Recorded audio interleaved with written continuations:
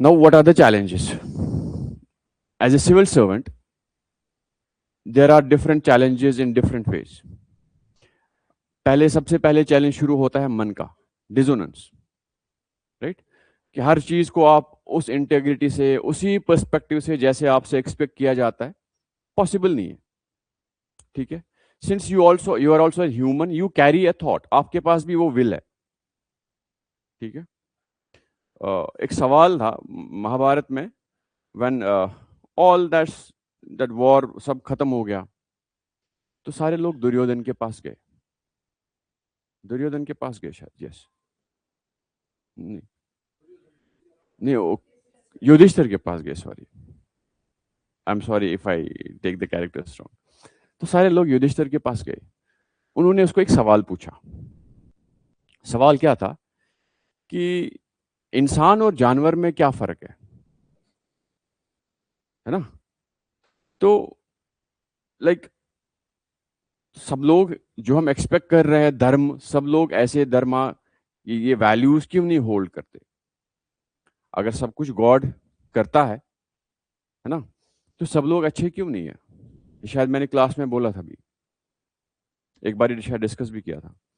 कभी आपने सोचा है अगर गॉड, अल्लाह, भगवान, जीसस ये चाहते हैं कि दुनिया अच्छी हो, right?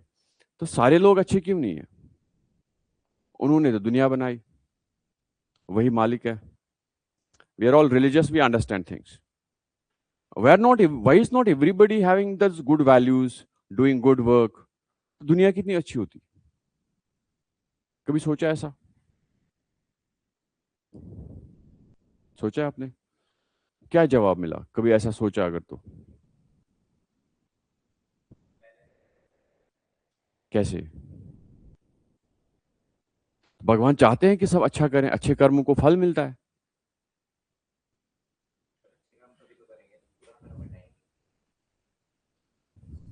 All right, he is kind of like normal सोच तो ये सोच सकती है, फाइन, अच्छा के लिए एक काउंटर एक्ट, बुरा होना जरूरी है, this is what you mean. But भगवान चाहते हैं कि हर एक इंसान अच्छा हो, फिर क्यों नहीं हो रहे हम अच्छे सब? Now I will tell you the question, I will tell you the answer. The answer was given by the Yudhishthir, ठीक है? उसको बोला गया कि क्या है ये, मतलब व्हाई ऑल दीज वॉर्स, मतलब बुराई, बुरे वैल्यूज। उन्होंने एक जवाब दिया, बोला कि इंसान और जानवर में सिर्फ एक चीज का फर्क है, that is will. God gave you the will और फिर छोड़ दिया। आपके मेरे बुरे कर्मों से गॉड को कोई फर्क पड़ने वाला नहीं है, जिस भी गॉड पे हम बिलीव रखते हैं, ठीक है? उनको क्या ही फर्क पड़ेगा? कोई बुरा है, कोई नहीं मानता है, तो गॉड को नहीं मानने से गॉड की एग्जिस्टेंस थोड़ी ना खत्म हो जाती है। You getting my point? So he said कि भाई ये लो will, will means where you have ability to decide what is right and what is wrong. ये मैंने आपको कैपेबिलिटी दे दी। जानवर और इंसान में सिर्फ इसी चीज का फर्क है। जैसे मैंने पहले बोला था, कभी आपने सोचा है कि कैट की आई से दुनिया कैसी दिखती होगी, है ना? या कोई भी जानवर, सड़क चलता कोई भी dog, how would he the dog see the world, like वो कैसे दिखता होगा? उसको इंसान कैसे दिखता होगा? वो क्या होता है? ऊंचा। हाँ, लाइक पता नहीं ना, हाउ डू यू नो? नहीं पता, ये इन्फ्रेंस है, जस्ट एन इन्फ्रेंस। ऐसा होता होगा शायद, उसको ऐसा दिखता होगा, हमको नहीं पता। बट द पॉइंट इज, हम में और उनमें एक फर्क तो है, दैट इज विल का। हम ये डिसाइड कर सकते हैं कि ये रास्ता सही है, ये रास्ता गलत है। वी वे द ऑप्शंस, ठीक है? अब यही विल यहां पे आ जाती है। आप as a civil servant, as a husband, as a wife, as a mother, as a sister, as a daughter, as a son, and as a role you play in your life, like as a civil servant. Then comes the problem. एक ही role होता life में तो सब सही से निभा देते ना उसको, किसी को प्रॉब्लम ही नहीं होती। अगर हमको दुनिया में सिर्फ एक काम के लिए भेजा गया होता, we would have been doing that work quite easily. किसी का बेटा होना ही, आपको बेटा ही रहना है तो फाइन ना, एक्सेप्टेड द चॉइस। बट यहां पे आके आप कंपटीशन में लग जाओ, अच्छे रोल्स निभाने की कोशिश करनी है। We are just playing the role, right? अब इस रोल में अलग अलग इश्यूज आते हैं। हर एक रोल बेहतरीन तरीके से नहीं निभाया जा सकता, कहीं पे तो डिसोनेंस आएगी। But when it comes to public services, सबसे बड़ा प्रॉब्लम आता है इसी चीज का, विल का, कि मैं मेरी सोच लेके दूसरे लोगों से बात कर रहा हूं, दूसरे लोगों की सोच को चेंज करने की कोशिश कर रहा हूं। कभी ऐसा नहीं होता कि मेरी सोच और आपकी सोच मिल सकती है, कभी ऐसा हो सकता है कि मिल भी सकती है, बट नॉट ऑलवेज। तो जब ये सोच नहीं मिलती है तो डिसोनेंस आता है। That is where the problem actually starts. आप कितने ही इंटेलिजेंट, इमोशनली स्ट्रांग हो, इमोशनली इंटेलिजेंट हो, वैल्यूज कैरी कर रहे हो, there will be a point of breakdown, है ना? तो these issues we need to identify. कहां?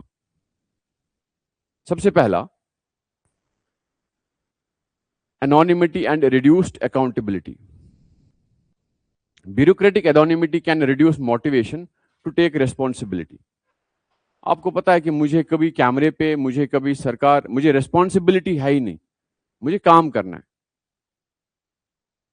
सामने किसी और बंदे को आना है, पॉलिटिशियन को, मिनिस्टर को, चीफ मिनिस्टर को, anybody, any individual, none of my job. मैं पीछे रह के काम करता हूं। मैं ऐसा क्यों करूं, इतनी मेहनत क्यों करूं जब मुझे पीछे ही रहना है? Everybody wants recognition in this world. हर कोई रिकॉग्निशन चाहता है। एक ऐसा आदमी बताओ जो नहीं चाहता है मुझे नहीं मिले रिकॉग्निशन कुछ, ठीक है? तो वो एनोनिमिटी जो है एक रिड्यूस करती है मोटिवेशन को, कि उस एंथुजियाज्म, उस डेडिकेशन के साथ काम नहीं हो पाता, ठीक है? Next is workload and pressure. Pressure है, वर्कलोड है, तो इमोशनली इंटेलिजेंट होना बहुत मुश्किल है, काफी बड़ा चैलेंज है। इमेजिन घर पे आपसे सुबह निकले, कुछ फ्रस्ट्रेशंस कैरी कर रहे हो, और मैं एक्सपेक्ट कर रहा हूं आपसे क्लास में बिल्कुल अटेंशन हो, काफी मुश्किल है। नाउ इमेजिन आप जॉब में जा रहे हो जहां पे लोग आपसे कुछ ज्यादा ही एक्सपेक्ट कर रहे हैं, और आप कुछ ऑलरेडी परेशान हो लाइफ से, बीमार हो या जो भी, घर पे कोई बीमार है। Are you expected to do things in the right way? काफी मुश्किल है। Then there is skills gap and lack of AI training. Sometimes we are not able to understand what other individual is going. हमारे पास उतनी अच्छी training नहीं होती है, ठीक है? So that's also an issue. Then technology and human touch. Now we have got role of technology in administration. हर चीज जो है आधार से लिंक्ड है। किसी के अकाउंट में पैसे आ गए तो आधार लिंक अकाउंट से आ गए। कुछ भी हो, कोई स्कीम का कुछ फायदा आ जाए वो भी आधार अकाउंट से ही आएगा। डायरेक्ट बेनिफिट ट्रांसफर ने सारा जो मिडिल मैन है बीच में हटा दिया, ठीक है? अब गवर्नमेंट को नहीं आइडिया कि जितने लोग हैं, कितने के अकाउंट्स में पैसे गए, कितनों के नहीं गए, क्या क्या इश्यूज है, सारी चीजें तो नहीं पता। अब administration can not like overcome this technological glitch जो आ सकता है। एज आई सेड कि उस लेडी को जो खाना मांगने गई थी, चावल राशन लेने गई थी, उसके अकाउंट में या उसका जो अपडेटेड आधार था वो नहीं था, आधार लिंक या फिंगरप्रिंट नहीं था। तो वो जो ऑफिसर था, he couldn't give her the ration. Officer was right, वो नहीं दे सकता। टेक्नोलॉजी ने रोल प्ले किया है, ओवरटेक किया है। अगर उसको खाना नहीं दे रहा वो, he is not doing wrong, but morally ethically तो वो बात की चीज है। As per procedure he can not give ration to somebody who is not linked clearly, जिसके सारे फिंगरप्रिंट्स टेक्नोलॉजिकली अपडेटेड नहीं है। बट देन कम्स कंपैशन, या आप कुछ भी करो उसको हेल्प करो। बट अगर आप ऑलरेडी फ्रस्ट्रेट है, ऑलरेडी इश्यूज चल रहे हैं आपकी लाइफ में, तो कहाँ आप उतना पेन्स लोगे या कहाँ इतना कंपैशनेट रहेंगे आप? ठीक है। Then there is cultural disconnect, a gap between bureaucracy and public hinders empathy. आप लोग सारे अलग अलग इलाकों से हो।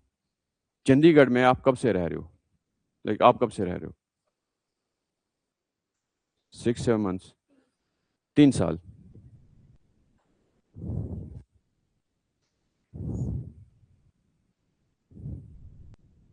1 year। You?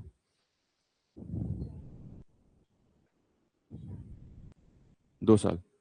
Now, nobody is here more than 3-4 years, right? जो यहाँ पे नए नए आए हैं, कैसा लगता है आपको चंडीगढ़? अरे, कितने दोस्त बने हैं यहाँ पे? कितने दुकान वालों से आप जाके बीच बैठ के बात करते हो? 4 महीने में, 7 महीने में सब दोस्त बन गए? हाँ, मतलब गांव की तरह नहीं है यहाँ, आपको उतने लोग नहीं जानते। बिल्डिंग के एक तो 3-4 लोग ही जानते होंगे ना, बिल्डिंग के मालिक जिसको आपका रेंट जाता है, यहाँ पे फ्रेंड्स क्लास में, ठीक है, और जिस दुकान से आप मे बी ग्रोसरीज लेते हो रेगुलर, उसके अलावा कोई जानता होगा? मुश्किल है। पॉसिबल है, ऐसा नहीं कि कोई नहीं जानता होगा, बट इट्स क्वाइट डिफिकल्ट। तो आपको actual cultural, though you are culturally aligned with Chandigarh, imagine आप तेलंगाना चले गए, आंध्र प्रदेश के किसी कर्नूल डिस्ट्रिक्ट में चले गए, ठीक है ना, आपको लैंग्वेज आती है, आप ऑलरेडी परेशान हो कि यार मैं किधर आ गया। You are suppose to have that empathy, compassion, all those skills a civil servant must carry. क्या कर लोगे आप? कल्चर का पता नहीं, 3 महीने से वहां पोस्टेड है, ऐसा कोई केस आया, व्हाट विल यू डू? कितना मुश्किल है, मैं इतना बताने की कोशिश कर रहा हूं। It's quite difficult. yesterday I was watching a reel, कल शाम को बैठ के, I have a friend called as Zeb Sheikh Zeb Mohammed, ठीक है, he is an IPS officer posted in Manipur,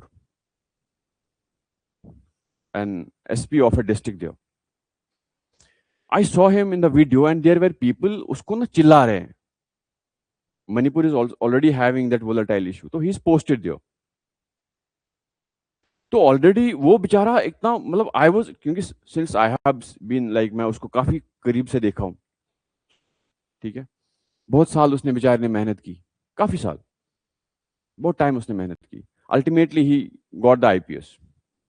now I saw यार, क्या इसको चिल्ला रहा है, 4 लोग वो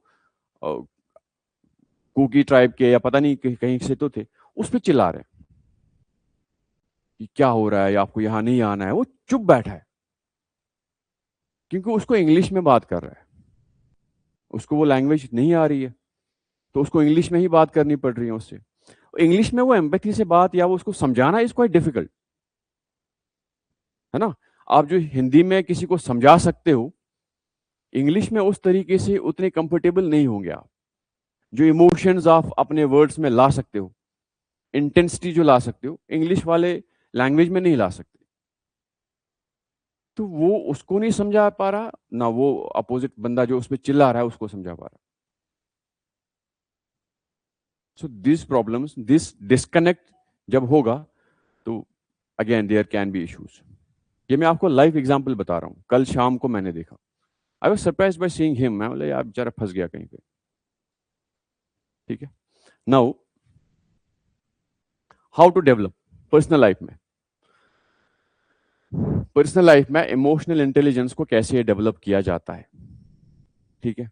पहला, practicing self control, controlling yourself. जब आपको कोई भी चीज जो आप रोज करते हो, जो आपकी आदत है, इमेजिन किसी दिन आप ये सोचो कि आज मैं नहीं करने वाला ये काम। See how your body will react, how your mind will react. Right? Managing emotions avoids impulsive decisions and negative actions. Obviously जब आप वो काम नहीं करोगे, दैट मीन्स कि आप अपने ऊपर कंट्रोल लाने की कोशिश करते हैं। वो तो आदत की मैंने बात की। कोई ऐसा काम आप कर रहे हैं, कोई ऐसी बात आप रोज करते हैं, या कोई ऐसा इमोशनल आउटबर्स्ट आपको आ जाता है, जब तब आप खुद को देखो, कंट्रोल किस तरीके से आप कर पाते हैं। पहला रूल। Second, embracing feedback. कोई आपको ये कहता है कि आप अच्छे इंसान नहीं हो, कोई गुस्सा नहीं करना, जज्बाती नहीं होना।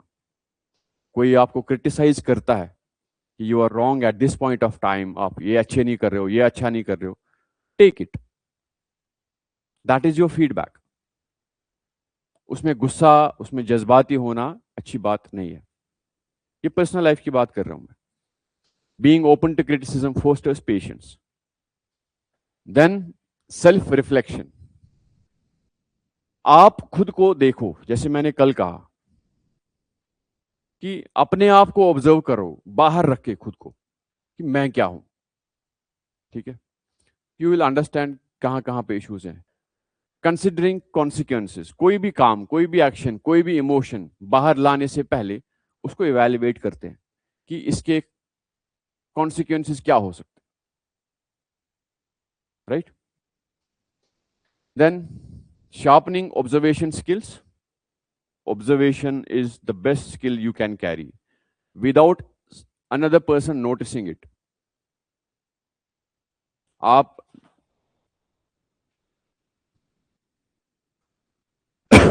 आप किसी डिस्ट्रिक्ट के डीएम है, कलेक्टर है, पुलिस ऑफिसर है, आपके सामने बैठते ही कोई बंदा, आप उसको इवेल्युएट करते हैं। आपको क्या लगता है, कोई ऑफिसर बैठा है, वो अपना काम कर रहा है, सामने कोई बंदा बात कर रहा है, वो नहीं सुन रहा, उसकी सुन रहा। He is evaluating him. उसको सब पता है कि ये क्या कह रहा है, किस मंशा से आया है मेरे पास। तो वो स्किल कैरी करना बहुत जरूरी होता है। आप बिना अपनी जुबान खोले हुए दूसरे बंदे को ऑब्जर्व कर रहे हैं, इंटेंशन समझ रहे हैं। हाँ जी। जज मतलब आप ओपिनियन बनाते हो कि अच्छा आदमी है ही नहीं पहले से। आप पैटर्न समझते हो ऑब्जर्वेशंस में कि आप यहां बैठे हो, ठीक है, आप ऐसे बैठ रहे हो, इसका मतलब कि अगर आप ऐसा शिवर कर रहे हो तो आप टेंशन में हो, कुछ तो प्रेशर में हो, आप पसीने छूट रहे हैं तो कुछ तो झूठ बोल रहे हैं, या कुछ ऐसा भाग भाग के आए, कोई परेशानी है। This is observation. ये आप किसी को बोल नहीं सकते। You are just observing without somebody noticing your how, आप किस तरह से ऑब्जर्व करते हो। ठीक है? Then enhancing communication.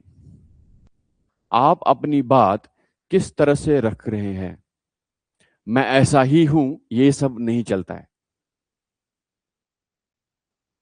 Most of the time जब हमको कोई क्रिटिसाइज करता है हमारी कम्युनिकेशन को, हमारी पर्सनालिटी को, हमारे वैल्यूज को लेके, मैं तो ऐसा ही हूं भाई, तुमको बैठना है बैठो।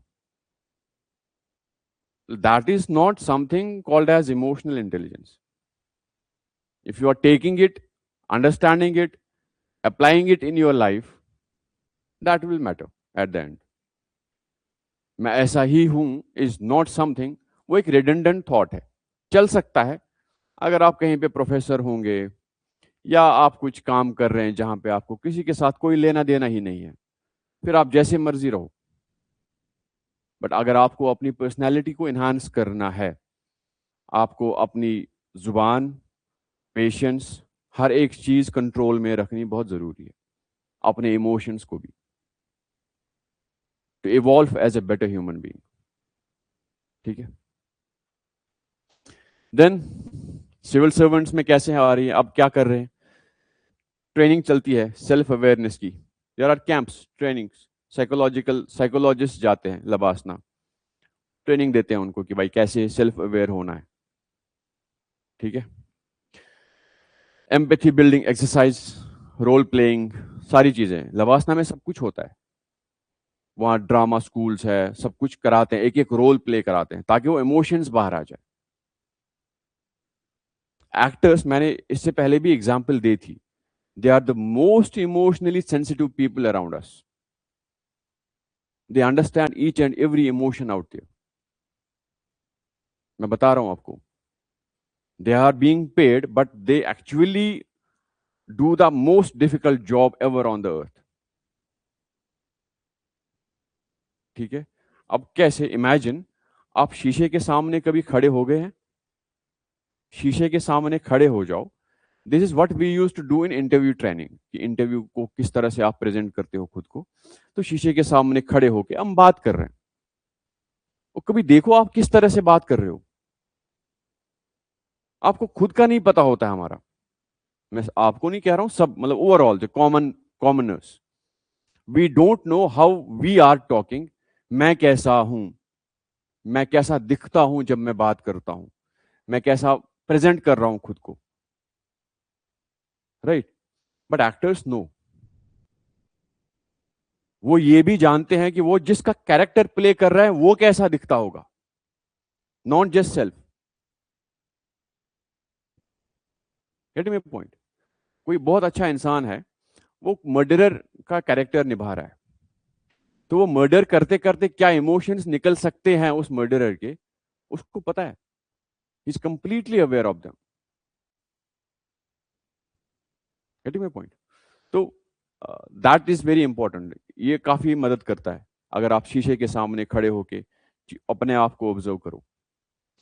Then ethical decision making frameworks आपको सिखाया जाता है कि किस तरह आप डिलेमास से बाहर निकलते हो, है ना. सच्चाई वर्सेस ईमानदारी में कौन सा इंपॉर्टेंट है, उसकी तरफ आप चले जाते हो. सच्चाई भी वैल्यू है, ईमानदारी भी वैल्यू है. राइट. ट्रूथफुलनेस वर्सेस ऑनेस्टी की बात कर रहा हूं मैं. सच्चाई एंड ईमानदारी, तो दोनों अच्छे वैल्यूज है. तो आप उस सिचुएशन में कौन सा वैल्यू आपको किसकी तरफ जाना है, that is what dilemma is. तो उसके लिए आपको ट्रेन किया जाता है, फ्रेमवर्क्स दिए जाते हैं. Then finally mindfulness and stress management. Stress is the most difficult part in life. Stress को आप किस तरह से मैनेज करते हैं, सिविल सर्वेंट्स को इस तरह की ट्रेनिंग दी जाती है आजकल. ठीक है. इश्यूज विद इमोशनल इंटेलिजेंस, क्या इसके साथ क्या इश्यूज है. Emotional manipulation.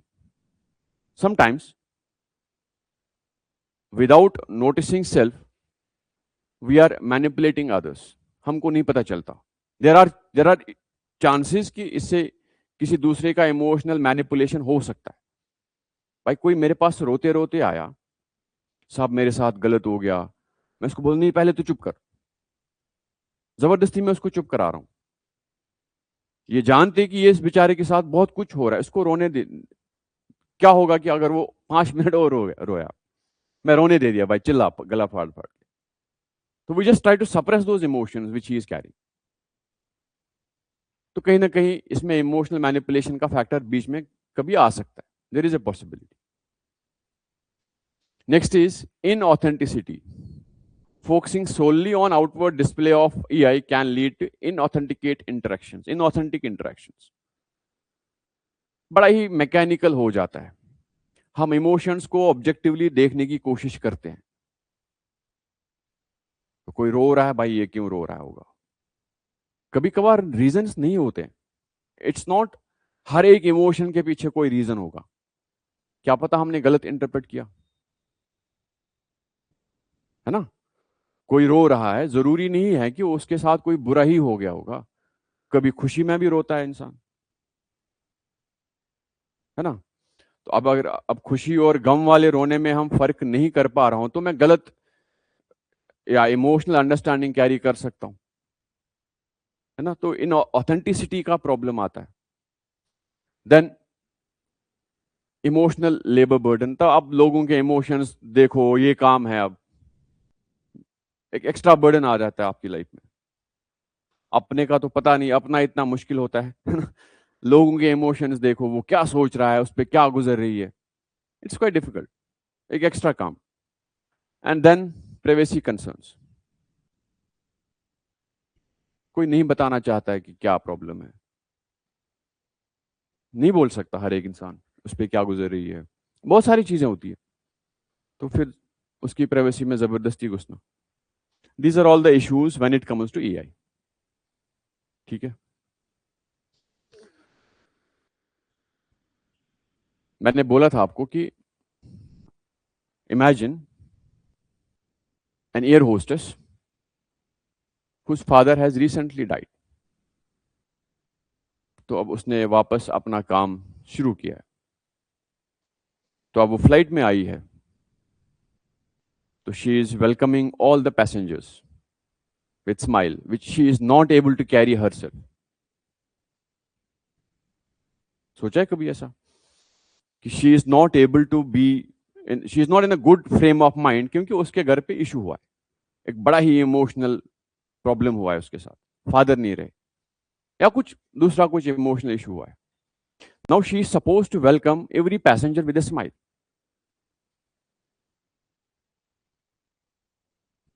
ठीक है, वो स्माइल भी करेगी, but that smile everything will fake, everything every other thing that is presented is not the real thing actually. तो C.W. मिल्स एक सोशियोलॉजिस्ट फिलोसोफर थे, पावर की चीजें उन्होंने पावर पे बात की है, पावर क्या होता है, उसी ने इस चीज को प्रोस्टिट्यूशन ऑफ पर्सनैलिटी कहा था। C.W. Mills, sociology optional guys will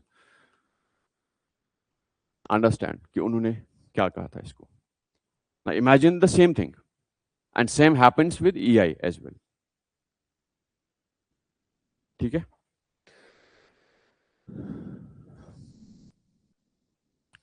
then again emotional weaponization, as I said, C.W. Mills वाली कहानी।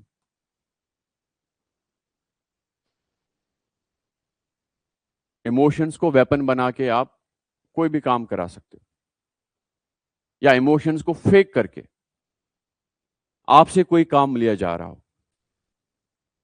To be good. एक्टर्स, उनकी पर्सनल लाइफ में पता नहीं क्या क्या प्रॉब्लम चल रही होती है, and now when they are before the camera they are supposed to play that role with 100% dedication, है ना? तो कितना मुश्किल होगा, right? Then developing other forms of intelligence, सारी चीजें इमोशनली हम देखेंगे, EI पे ही सारा फोकस जाएगा।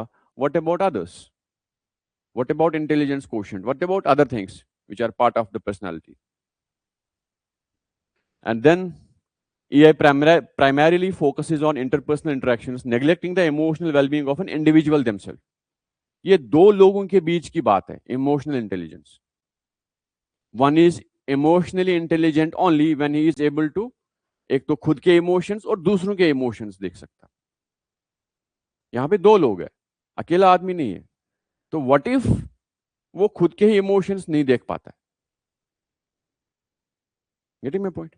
So these are all the issues with respect to emotional intelligence. Next is social intelligence। EI is clear? किसी को कोई सवाल कुछ पूछना रहे? Guys who are online, if you have any question, you please ask। One more thing, that is social intelligence, ability to understand people and to act wisely in human relations। Nothing to do with yourself, but you are understanding others and acting as a good human being। उसके लिए आप खुद को manipulate करने की कोशिश करते हो कभी कभार। आपको किसी की बात पसंद नहीं आई, आप तब भी स्माइल कर रहे हो कि उसको बुरा ना लगे, है ना? कोई आपको कोई नसीहत, कोई एडवाइस दे रहा है, आप सुन रहे हो, आपको पता है कि यार एक पता नहीं क्या बोल रहा है, बट उसको बुरा ना लगे, ओके सर, जी बिल्कुल मैं कर लूंगा sir. That is called as social intelligence। Getting my point? ठीक है? Here, to tune in to other people's emotions and read subtle behavioral cues to choose the most effective response in a given situation। आपको पता है कि यार मैं अगर इसकी बात नहीं मानूंगा ये गुस्सा करेगा, जज्बाती है, अभी मान ही लेते हैं। That is social intelligence। बहुत इजी सरल भाषा में मैं आपको बात समझा रहा हूं। ठीक है? A social media influencer notices a negative trend of online bullying। Using social awareness to understand its impact, they address the issue in their content promoting empathy and kindness in online interactions. Bullying is going on in social media, for example. मुझे पता चला कि मैंने कोई post किया, उस पे मुझे बहुत बुली हो रहा है, लोग पता नहीं क्या क्या कह रहे हैं. No, I am reacting in a very empathetic compassionate way. अगला पोस्ट में उससे बेटर डालने की कोशिश करूंगा टू अंडरस्टैंड कि एल्गोरिदम कैसे चलता है. ठीक है, या मैं उस बुलिंग को इतना पॉजिटिव ले लूं कि मैं तब भी कंपैशनेट दिखा रहा हूं खुद को, though I am not, but I know कि एल्गोरिदम ऐसे काम करता है, let me be like this. समझ रहे हो? There are lot of influencers जो कुछ भी नहीं कर रहे हैं, बहुत ऐसे काम कर रहे हैं कि आपको लगेगा यार एक नॉर्मल आदमी सोच भी नहीं सकता. गड्ढे में खुद को डाल देना, है ना, वो ड्रेन में खुद को फेंक देना, गंदे पानी से गंदे पानी में चले जाना, कौन करता है नॉर्मल आदमी? But they understand the algorithm. वो एल्गोरिदमिक बिहेवियर जो है, क्योंकि लोग उसको देखना पसंद करते हैं. Algorithm is all what people like. लोगों को मजा आता है और वो भी वैसे ही बिहेव कर रहा है, बट नॉर्मल लाइफ में वो वैसा नहीं है. Getting my point? That is what social intelligence is. अब इसके क्या फायदे हैं, इसके एलिमेंट्स क्या है? समाज की अवेयरनेस, आसपास जो हो रहा है उससे आप अवेयर है. ठीक है. अंडरस्टैंडिंग सोशल डायनामिक्स, हमारा समाज किस तरह काम करता है, कैसे चीजों को समझता है, किस चीज को रोकता है, किस चीज को बढ़ावा देता है. देन कम्युनिकेशन स्किल्स, आप अपनी बात किस तरह से रख रहे हैं, या दूसरों की बात कितने बेटर तरीके से सुन पा रहे हैं. Right. Then empathy, conflict resolution, and emotional regulation. These are the constituents of social intelligence. Right. Now here, this is the conclusion. You will read it in the notes.